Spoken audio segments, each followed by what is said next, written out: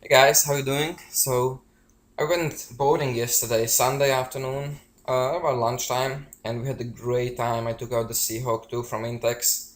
I think it's a great little boat for the money. Definitely well worth $120 for what I paid for the boat.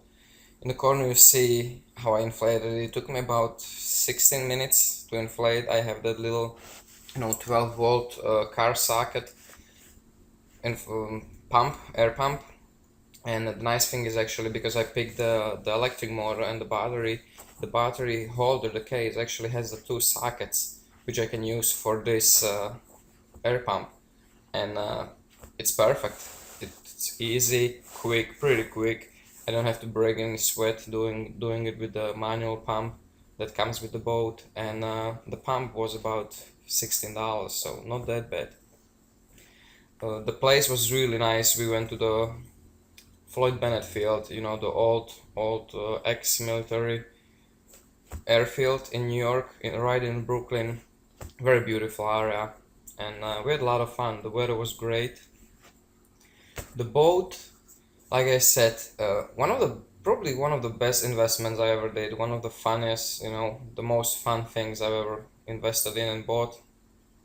Not that expensive, considering what I end up with altogether as a whole setup.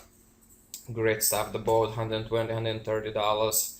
The holder for the motor 25. The motor itself, I actually went for one of the better ones. Nothing too crazy, but one of the better quality and power. That's Minn Kota Endura C2 for 40 pounds thrust. Pretty light, not that heavy, about 40 inch shaft. It's actually a flexible shaft, and it has five forward speeds and three reverse speeds. If you kick it to the fifth speed, you can see in the corner, it's pretty fast. It's hard to see the speed of the boat on the open sea, but if you're actually cruising along with the coast, you see that you actually can achieve pretty decent speeds with this little boat and little engine. Now the engine was about $160, 170, and the battery holder, which I'm very happy that I bought, because now I can actually use this battery in my car. I can crank start my car with it.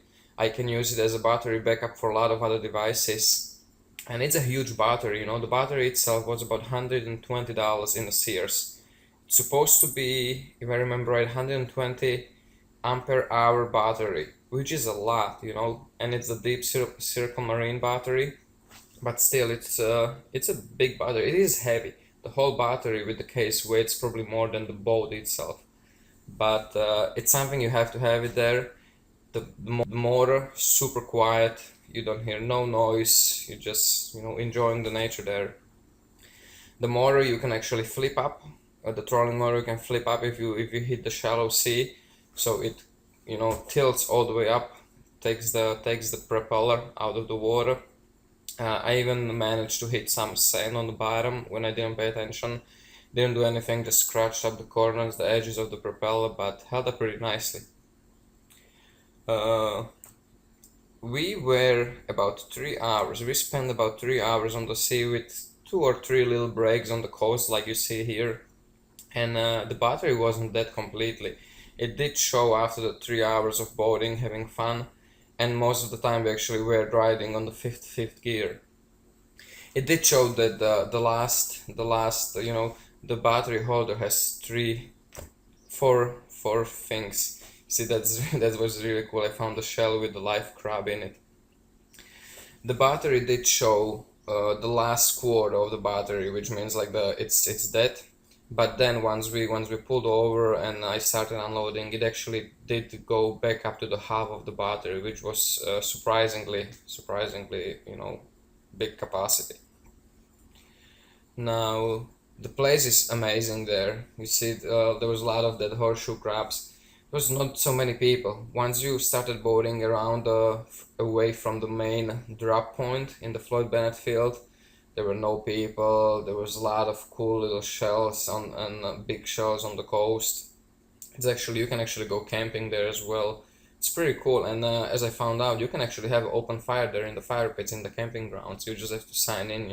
I think you pay $20 for a night, and it is a very nice area. I highly recommend, if you are a New Yorker, I highly recommend, you know, stopping there and go check out that place, because it is a beautiful, and we had a lot of fun there. And I'm definitely gonna go camping there sometimes because it's so close. It's literally 20 minutes away from my house.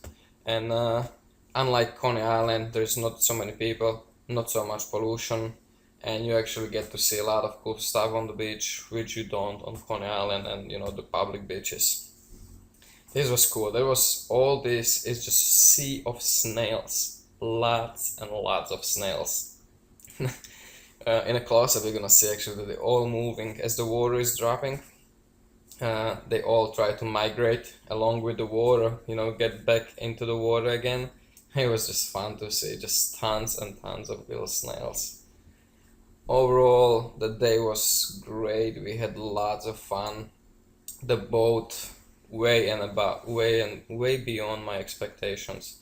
Just so much fun. It was really good. Hope you guys enjoyed it.